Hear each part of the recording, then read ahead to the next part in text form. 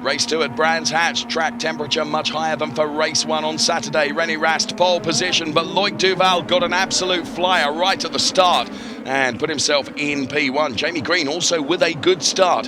However, Jamie Green would pick up a penalty later on in the race because it was found he wasn't accurately in his grid position, and therefore would pick up a penalty.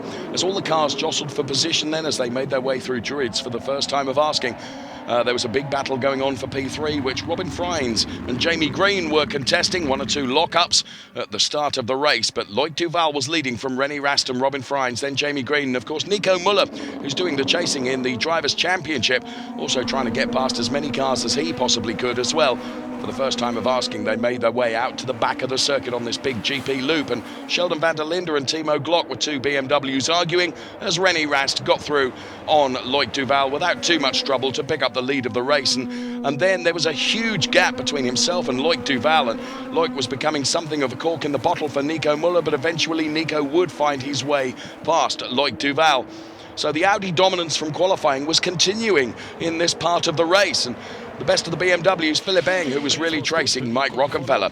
Then both P1 and P2 were into the pits at the same time. This was going to be the battle of the pit stops. Who was going to be quickest?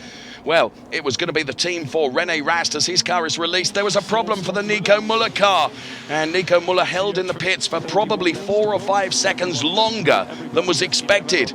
That would cause him great anguish during the race because, of course, all the hard work to get onto the back of Rennie Rast he was going to have to do all over again. So Rennie Rast and Nico Muller make their way back out onto the track, of course, on cold tyres because tyre warmers are not allowed. And here comes Marco Wittmann then.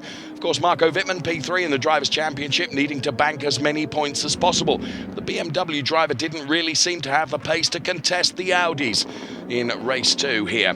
Philip Eng and Loic Duval. This was going to be a battle that would rage for lap after lap after lap. And wherever Philip Eng put his BMW to try and find his way past Loic Duval, you can see here some very stoic defending from Loic Duval. Now Philip will try and dive to the inside of Loic Duval, and still he was denied. Wherever he put that car, Loic Duval had got the answer for it, and as I say, for lap after lap after lap, the cars were absolutely side by side.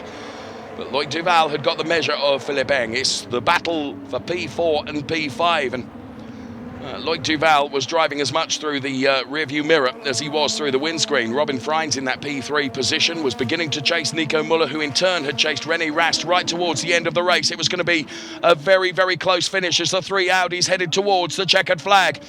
But whatever Nico Muller could do, it was not enough to prevent a win for Rennie Rast, who extends his championship lead over Nico Muller P2, Robin Frines P3. It was Loic Duval P4, and the best of the BMWs from Philip Eng. Rennie Rast once again very happy with his race win, and of course secures more valuable points in the Drivers' Championship as the cars and drivers head off to the Lausitz ring.